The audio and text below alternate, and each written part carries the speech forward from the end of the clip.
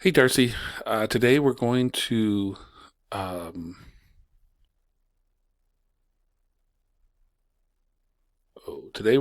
continue with worksheet 83. I'm just checking. I don't think I told you on your last lesson to not do the entirety of worksheet 83. But today we're going to do worksheet 83, and this time we're going to work with the missing factor that tells how many in a group. Okay, we'll talk about that in just a moment. But first, let me tell you that on warm up practice 5, whoop 5, you want to do section 3. Okay, and you can pause the recording and do that now if you like, or you can wait and do that later. By the way, when you do your warm ups there, you're welcome to use your abacus to help you.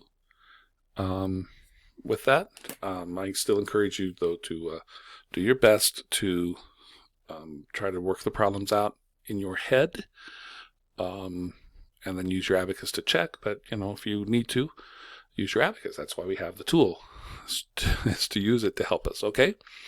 All right, so now remember last time we were working with problems like this. 6 multiplied by a missing factor equals 18, let's say, okay? And we were trying to find this missing factor, and this missing factor, the second factor, was the number of rows. All right? We said how many groups, and answers the question how many groups. Okay, so today we're going to be working with problems where the first factor is missing. Let's suppose we had a factor multiplied by 4 equals 12, right? So now the missing factor is the first factor, and this tells us how many in a group, all right? So on our abacus, this is number beads, and it's telling us how many in a group. How many in a group? Okay, so remember the second factor was telling us how many groups, right? So my first multiplication problem I have written here is telling us that there's 6 in a group, and we're supposed to figure out how many groups of 6 would make 18. In the second problem, the one we're going to focus on today, we know that there's 4 groups, but we need to figure out how many are in each of those 4 groups to make a total of 12. Okay, so let's get our abacus and let's remember how to do this. And the cool thing is that our process is going to be the same, whether we're finding the first missing factor like we are today, or we were finding the second missing factor like we did yesterday. Oh, Taco Bell is approaching with my meal. That's great.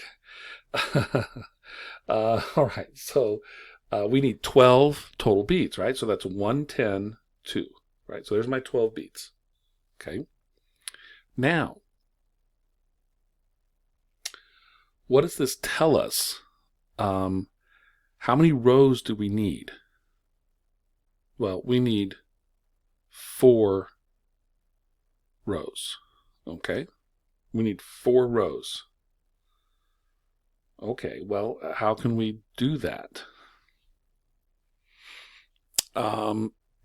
Well, if we need 4 rows, I've only got 2 rows. So let's do this, all right, just to think about it. Notice I've got 2 beads in that second row. So how about if I take 2 beads away from the first row, and just to make it match up, now I've got a third row. And let's take 2 more beads away from the first row and give it to a fourth row. Now I've got 4 rows, right? But I don't have the same number of beads in each row, do I?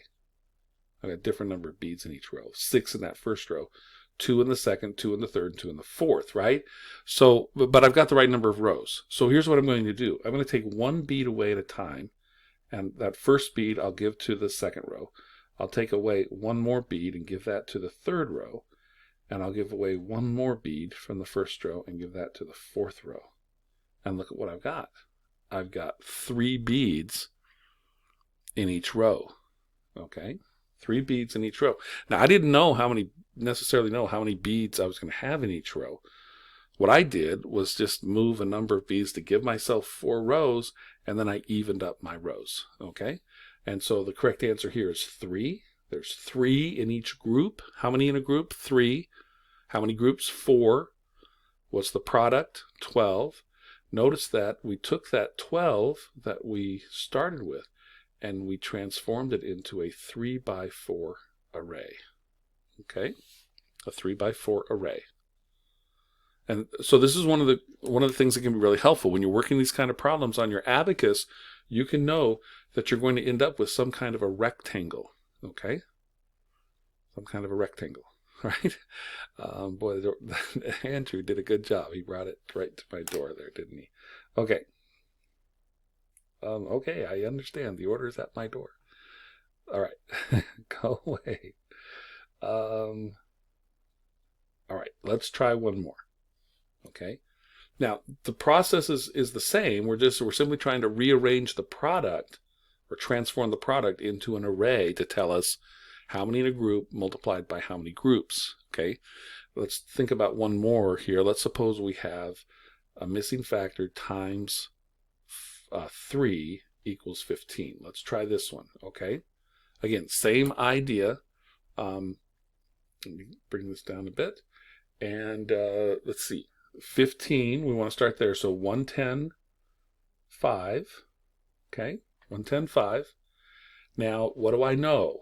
I know that I need 3 groups, that is 3 rows. Do I know how many I need in each row? No, I don't. That's what I'm trying to figure out. Now, I notice that the second row has 5. So what I'm going to do is I'm going to take 5 away from the first row and give 5 to the third row because I need a third row. I know that. Oh, and we're done, aren't we? There's 5 in a group. How many in a group? 5. How many groups? 3. And that makes a total of 15. And so we made a 5 by 3 array. Okay? That's how simple it is.